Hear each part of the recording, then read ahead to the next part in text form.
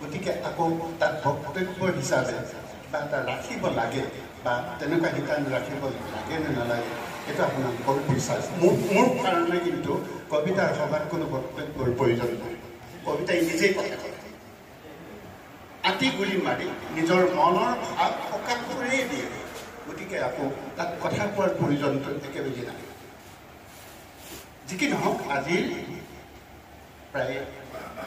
20-22 জন কবিয়ে কবিতা পাঠ কৰিলে এই কবিতাখিনি সঁচাকৈ মনোগ্ৰাহী হৈছে আৰু খুব কম সময়ৰ ভিতৰত চিত্ৰকল্প খুব সুন্দৰভাৱে উপস্থাপন কৰিব পাৰিছে সঞ্চালক দেৱজিৎ শইকীয়া আৰু উদ্ভাৱক সুৰেশ বৰুৱা এয়া আমাৰ ডাক্তৰ বিকাশ বৰুৱা ডাঙৰীয়ালৈ ধন্যবাদ জ্ঞাপন কৰিছিলোঁ আমি পানীমেলা অঞ্চলত পাই তেখেতে কৈছে যে আমি ইংৰাজীত কওঁ যে if you ask me I know not if you not ask I ন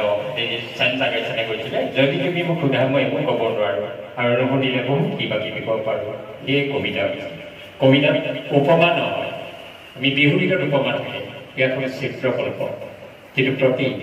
গতিকে তেখেতে ধুনীয়া এনে কথাখিনি বুজাই দিলে আৰু আমিও উপকৃত হ'লোঁ আমি তেখেতলৈ ধন্যবাদ জ্ঞাপন কৰিলোঁ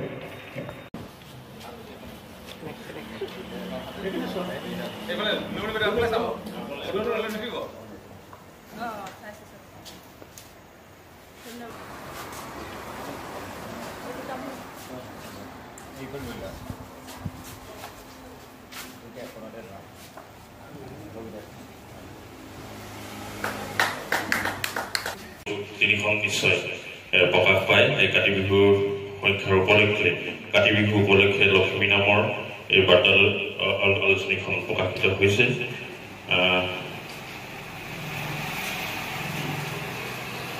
ইয়াৰ সম্পাদনা সমিতিত আছে ডক্টৰ সুনীল উপদেষ্টা নোলোৱাই পাওঁ বৰষুণ দিব লাগিলে এটাই অভিভাৱক তিনি হাইয়ে ক'ব গতে ইয়াত ৰামো নাই অযোধ্যাও নাই গোটেই গজালি মেলি বেপাৰীয়ে গোটেইখন কৰিলে এটাই ধন্যবাদ মই জয়কান্ত মৰাণ লক্ষীপথাৰ প্ৰশাসনৰ নিচিনা এটা সংগঠনে কপিব দুখা কুলু কুলুকৈ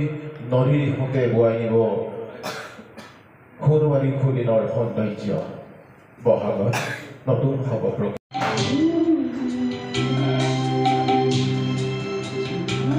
কাষৰ বিধৱা বৰ্ষপতি উপলক্ষে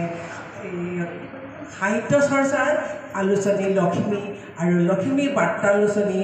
এই উন্মোচনৰ এই চৌদিশে যুগমীয়া সুৰ দিয়া গানৰ সূৰ্যটো অচিন সাগৰত ডুব গ'ল ৰদ হেৰুৱাই ফুলনিৰ কাঁইটকে ফুল বুলি সাৱটি ধৰি নিজান দেউলগা ঠাই গীত গাবলৈ কিয় গৈছিলা বাৰু তুমি উত্তাল তৰংগৰ ছন্দত সি উচুপিছিল হাইয়ে ক'ব গতে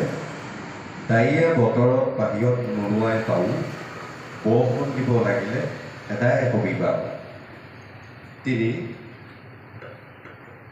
হাইয়ে ক'ব গতে ইয়াত